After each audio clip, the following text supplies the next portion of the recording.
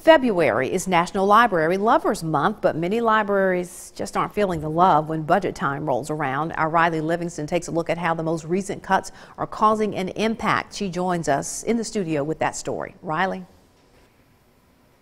Andrea, from training, programs to the books themselves, local libraries are having to make sacrifices. It's a problem public libraries have been dealing with for years, trying to offer more with less funding from the state and federal level. When you think of a library, the first thing you think of is books. But library manager Janice Vaughn says even that can be a challenge. We can't buy older books. We have to make sure that they're going to circulate.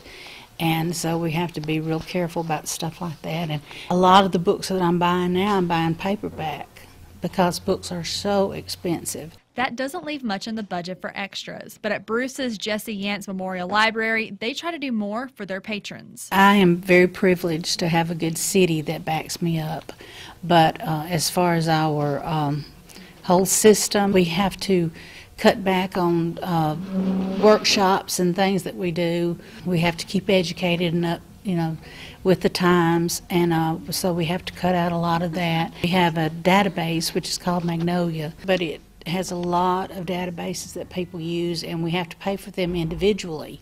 So they're having to cut some of my favorite ones out of it because we just cannot afford it. And there's only so much that town leaders can do to fill in the gap. City has cut us around $4,000 because of loss of revenue in the town. We had some businesses shut down, and it just didn't have the revenue. Even with the loss in funding, the library is doing what it can to keep everything running smoothly.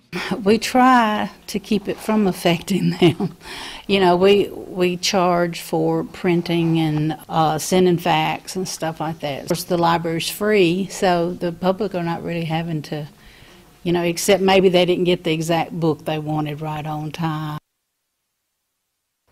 Vaughn tells us friends of the library and fundraisers also help keep everything running the way it should.